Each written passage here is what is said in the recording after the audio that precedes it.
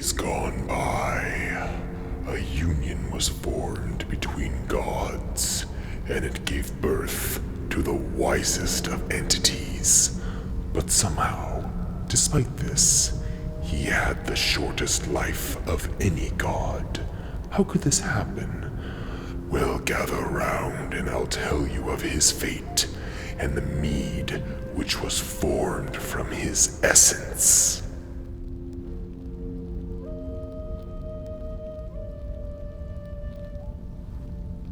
The Aesir-Vanir War had concluded with the creation of Kvasir. Kvasir was a being with both Aesir and Vanir inside, and he proved to be the wisest of them all. Everyone wanted to hear what he had to say on every single topic, so Kvasir traveled across Midgard, granting advice to all who requested it. Eventually, Kvasir was invited to a home owned by two dwarves. He entered their house, conversed with the owners, and in one split second, he was slain. Unbeknownst to the slain god, the dwarves were known as Fjalar the Deceiver and Galar the Screamer. The son of all gods dead, the dwarves collected his blood, letting it slip into two vats and a kettle. They blended it with honey, and the outcome was a mead who gave any who drank it the intelligence of a scholar. The mead was then dubbed Odrerir, or the Stir of Inspiration. Eventually, the Aesir and the Vanir wondered where Kvasir had gone, to which the two dwarves stated that he choked upon his own wisdom.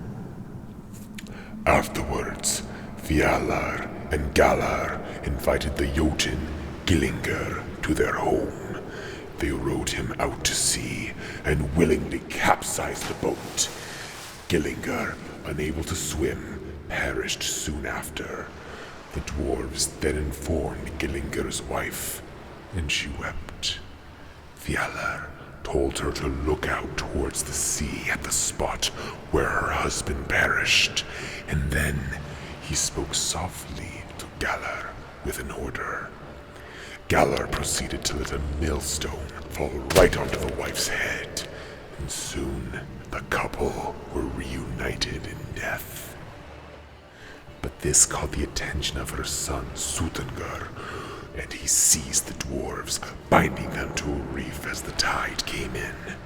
Of course, the dwarves pleaded for their lives. They squirmed and begged and bribed until finally Suttungr agreed to let them go, but only under the condition that the two would give him the mead they created from Kvasir's blood. Immediately, the two monstrous dwarves gave it up, and they were let loose from the reef. Suttungr hid the vat of mead in a chamber beneath the mountain, and had his daughter, Gunnlod, look over it. Eventually, the Allfather Odin caught wind of the Odrerir mead, and in his infinite search for wisdom, desired a drink.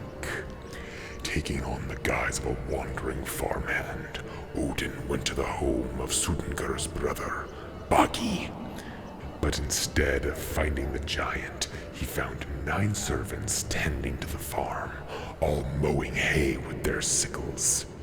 Seeing they were having trouble, Odin approached the servants with a whetstone and offered to sharpen their tools.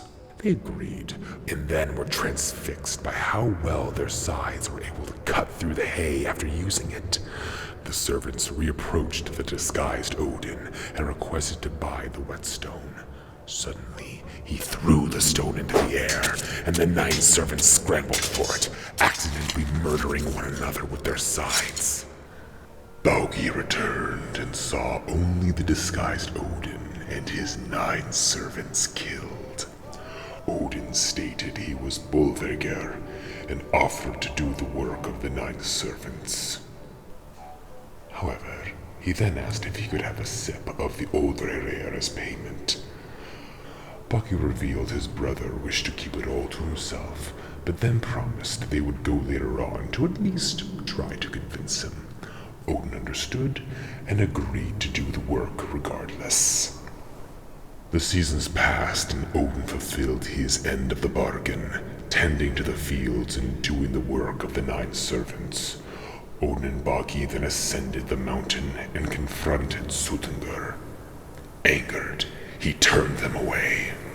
So instead, the two snuck around the mountain and entered a chamber underneath the vat's room.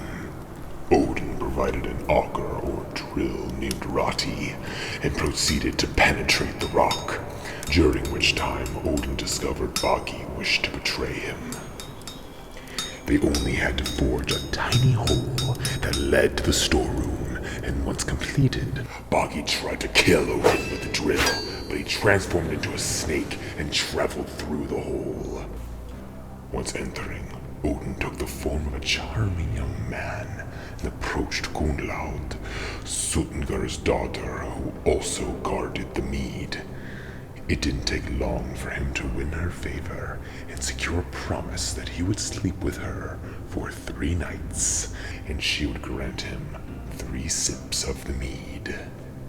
3 passionate nights passed, and in turn, she granted him the 3 sips. But without warning, Odin consumed not 3 sips, but all 3 of the vats in 3 immense gulps. In an instant, Odin changed form into an eagle and escaped back to Asgard. Suttungr, enraged, also took the form of an eagle and pursued Odin. Like Thiazi, the two hurled across the cosmos. But unlike the former chase, Suttungr nearly caught Odin, forcing him to relinquish some of the mead for the Jotun. But still, the Allfather evaded Suttungr and returned to Asgard. Odin then coughed up a majority of the mead and stored it in the Golden Palace, giving it only to those who he deemed worthy, though of course, the Allfather kept a few sips for himself, so he may have the power to answer any question bestowed upon him. But now the gods had to direct their attention towards re-establishing their home, especially in repairing their wall, the subject of my next myth. If you enjoyed the video, please give it a like. If you'd like to stay up to date, press the subscribe button and hit the notification bell. Thank you, and we'll see you in the next video.